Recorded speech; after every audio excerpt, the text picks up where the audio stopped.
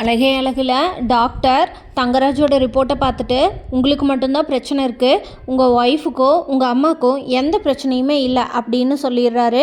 இதை கேட்டு தங்கராஜ், என்ன டாக்டர் சொல்கிறீங்க, நல்லா செக் பண்ணி பாருங்கள் அப்படின்னு சொல்கிறாங்க. இல்லைங்க, உங்கள் அம்மாவோட வயசுக்கு உங்கள் அம்மாவோட உடம்பு நல்லாவே கண்டிஷனில் இருக்குது, கொஞ்சோண்டு மட்டும் இன்னும் கொஞ்சம் டேக் கேர் பண்ணிட்டாங்கன்னா அவங்களோட வயசுக்கு அவங்களோட உடம்ப ரொம்ப நல்லாவே பார்த்துட்ருக்காங்க அப்படின்னு சொல்கிறாரு டாக்டர்.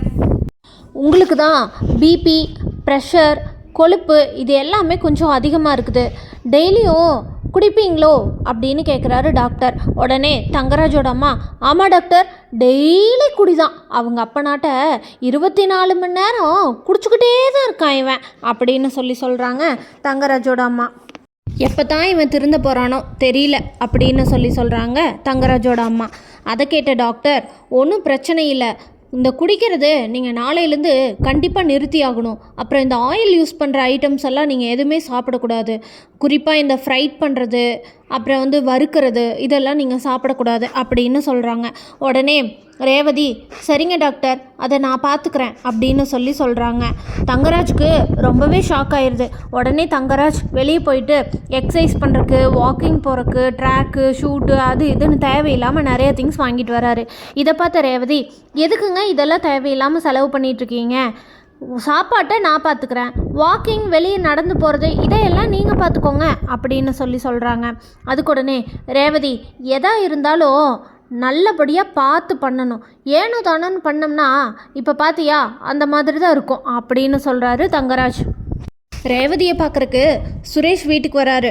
ரேவதியை கூட்டிகிட்டு போகிறப்ப சுரேஷ் சொன்னார் இல்லையா, நான் டெய்லி ஒரு முறையாவது உங்கள் வீட்டுக்கு வந்து பார்த்துட்டு வரக்கா ஒன்று அப்படின்னு.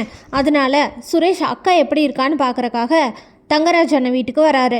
அங்கே வந்தோடனே தங்கராஜ், வா சுரேஷ் அப்படின்னு கூப்பிட்டு உட்கார வைக்கிறாரு. அவர் வாங்கிட்டு வந்த எல்லா திங்ஸையும் சுரேஷ்கிட்ட காட்டுறாரு.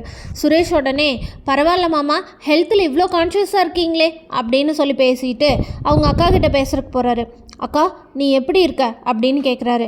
நல்லா இருக்கண்டா, எந்த பிரச்சனையும் இல்லையே அப்படின்னு கேட்குறாரு சுரேஷ். இல்லைடா, உங்கள் மாமா இப்போ இந்த ஹெல்த்தில் இறங்கிட்டாரு, அதனால் எப்படி இன்னும் 1 மாதத்துக்கு என் பக்கம் திரும்ப மாட்டார் அப்படின்னு சொல்கிறாங்க ரேவதி. சரிக்கா, நீ உனக்கு என்ன பிரச்சனையாக இருந்தாலும் எனக்கு கூப்பிடு, மாமா உன்னை ஏதாவது சொன்னார்னா உடனே எனக்கு கூப்பிடுக்கா அப்படின்னு சொல்கிறாங்க சுரேஷ். இதை கேட்ட ரேவதி, சரிடா, ஒன்றும் பிரச்சனை இல்லை, பார்த்து இல்லை அவரோட ஹெல்த்து எவ்வளோ மோசமாக இருக்குன்னு டாக்டர் ரிப்போர்ட்டை பார்த்து சொன்னாங்கன்னு, அவர் கூட சேர்ந்து குடிக்கிறதே நீதாண்டா, நீ ஃபஸ்ட்டு ஒழுங்காக குடிக்காமல் உன்னோட வேலையை பார்க்குறத பாரு அப்படின்னு சொல்கிறாங்க.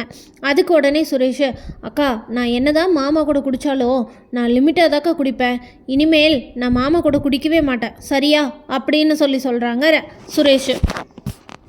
மலர் அவங்களோட தம்பி கார்த்திக்கோட பொண்ணு பார்க்குற ஃபங்க்ஷனுக்கு போகணும்னு கேட்குறாங்க இல்லையா, அதை அவங்க அத்தை மாமா ராகவன் கிட்ட கேட்டுட்டு சொல்கிறேன்னு சொல்லிடுறாங்க. ஆனால் அவங்க கேட்டு எந்த பதிலுமே சொல்லலை. பாக்கியராஜ் வீட்டுக்கு வந்தோடனே, அழகு மலர், ஏங்க இன்னும் அத்தை எதுவுமே கேட்டு சொல்லலை அப்படின்னு சொல்கிறாங்க. அதுக்கு உடனே பாக்கியராஜ், சரி இரு, நானே போய் அப்பாட்ட கேட்குறேன் அப்படின்னு சொல்கிறாங்க. அழகுமதி உடனே, நீங்களும் கூட போங்க அப்படின்னு சொல்கிறாங்க. உடனே மலர் எந்திரிச்சு அவங்க மாமா அத்தைக்கிட்ட போய் கேட்குறப்ப அவங்க மாமாவும் அத்தையும், எப்போ நிச்சயதார்த்தமா அப்படின்னு கேட்குறாங்க. நிச்சயம் இல்லை மாமா, பொண்ணு பார்க்கறது தான் அப்படின்னு சொல்கிறாங்க. ஓ, பொண்ணு பார்க்கறது தானா, அதுக்கு கூட நேரில் வந்து சொல்ல மாட்டாங்களோ அப்படின்னு கேட்குறாரு ராகவன். இல்லை மாமா, அவன் இங்கே வந்தால் இங்கே இருக்கவங்க யாருக்குமே பிடிக்காது, அதுவும் இல்லாமல் அவன் இங்கே வந்தால் முகம் கொடுத்து இங்கே யாருமே பேச மாட்டாங்க, அதுவும் இல்லாமல் இது வெறும் பொண்ணு பார்க்குற ஃபங்க்ஷன் தானே, அதுவும் இல்லாமல் எங்கள் அம்மாவுக்கு வேறு உடம்பு சரியில்லை அப்படின்னு சொல்கிறாங்க. உங்கள் அம்மாவுக்கு உடம்பு சரியில்லைன்னா ஒரு ஃபோன் கூட பண்ணி சொல்ல மாட்டாங்களா அப்படின்னு கேட்குறாங்க லட்சுமி. சரி, பொண்ணு பார்க்குற ஃபங்க்ஷன் தானே, அதுக்கு நீ மட்டும் போயிட்டு வந்துருமா, அதுக்கு எல்லாரும் போகணுன்ற அவசியம் கிடையாது, என்ன பாக்கியராஜ் அப்படின்னு கேட்குறாரு. இல்லைப்பா அப்படின்னு பாக்கியராஜ் பேச வரக்குள்ள, பாக்கியராஜ், எனக்கு இருமல் சிறப்பு தீந்து போயிடுச்சு, நைட்டு என்னால் தூங்கவே முடியல, போய் அதை வாங்கிட்டு வந்துரு அப்படின்னு பேசுகிறத காது கொடுத்து கூட கேட்காம ராகவன் எந்திரிச்சு கிளம்பிடுறாரு. லட்சுமியும் ராகவன் பின்னாடியே போயிடுறாங்க. இதை கேட்ட மலருக்கு ரொம்ப டென்ஷன் ஆயிடுது. என் தம்பி நிச்சயதார்த்தத்துக்கு கூட நம்ம போய் நிற்க முடியாதா அப்படின்னு சொல்கிறாங்க. இது எல்லாத்தையும் பார்த்துட்டு இருந்த ஸ்ருதி ரொம்ப வருத்தத்தோடு இருக்காங்க. உடனே அவங்க அதை பார்த்துட்டு அழகுமதி, ஸ்ருதி என்னாச்சு அப்படின்னு கேட்குறாங்க.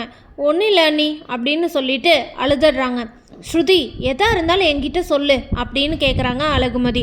உடனே ஸ்ருதி, இல்லை அண்ணி, எனக்கு அண்ணியோட தம்பியை ரொம்ப பிடிக்கும்.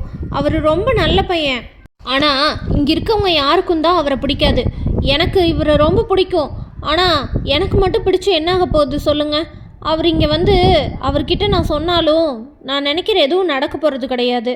அதை மீறி நான் ஏன் சொல்லணும்? இருந்தாலும் அவருக்கு கல்யாணங்கிறத என்னால் ஏற்றுக்க முடியல அண்ணி அப்படின்னு சொல்கிறாங்க ஸ்ருதி. உடனே மதி, இதை நீ என்னைக்காச்சும் கார்த்திக் கிட்ட சொல்லியிருக்கியா அப்படின்னு கேட்குறாங்க. இல்லை அண்ணி, நடக்காதுன்னு தெரிஞ்ச ஒரு விஷயத்த ஏன் நம்ம போய் கேட்டு இருக்கிறவங்க மனசையெல்லாம் கஷ்டப்படுத்தணும்னு தான் விட்டுட்டேன் அப்படின்னு சொல்கிறாங்க. எதாக இருந்தாலும் ஒரு தடவை சொல்லி பார்த்தா தானே தெரியும் அப்படின்னு சொல்கிறாங்க அழகுமதி. உடனே ஸ்ருதி இப்படின்னு அழகுமதியை பார்க்குறாங்க.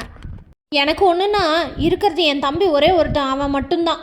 ஆனால் என்ன பண்ணுறது, அவனோட ஃபங்க்ஷனுக்கு கூட நம்மளால் போய் தலை நிமிர்ந்து முன்னாடி நிற்க முடியல பார்த்தீங்களா? இப்போ கூட நீங்கள் உங்கள் அப்பா அம்மா பேச்சு கேட்கணுன்னு தான் நினைக்கிறீங்க. என்ன பண்ணுறது, எல்லாம் என்னோட நிலமை அப்படின்னு சொல்கிறாங்க அழகுமலர்.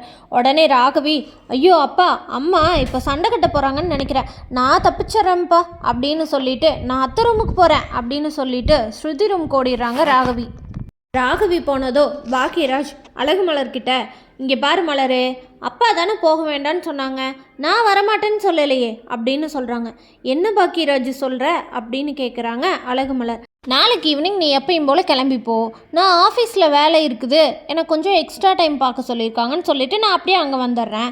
அப்புறம் என்ன, 2 பேர் போயிட்டு நைட்டு எப்பயும் போல் திரும்பி வந்துடலாம், ஓகேவா அப்படின்னு சொல்கிறாரு பாக்கியராஜ். என்ன பாக்கியராஜ், பொய்யெல்லாம் சொல்ல பழகிட்ட போல அப்படின்னு கேட்குறாங்க அழகுமலர்.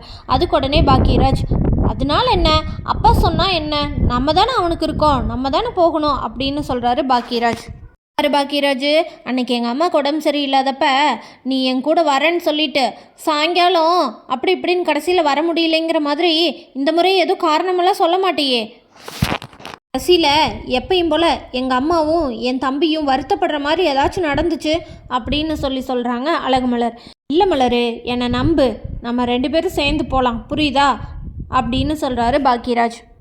அழகுமலர் கார்த்திக்கு இந்த பொண்ணை எப்படியாச்சும் கன்ஃபார்ம் பண்ணி அவனுக்கு ஒரு கல்யாணத்தை நல்லபடியாக முடிச்சு வச்சிடணும்னு நினைக்கிறாங்க. ஆனால் அழகுமதி ஸ்ருதிக்கும் கார்த்திக்குக்கும் இருக்கிற காதலை சொல்ல வச்சு கார்த்திக்கும் ஸ்ருதியும் சேர்த்து வைப்பாங்களா அப்படின்னு தெரிஞ்சுக்க நம்ம சேனலை மறக்காமல் லைக், ஷேர் அண்ட் சப்ஸ்கிரைப் பண்ணிக்கோங்க.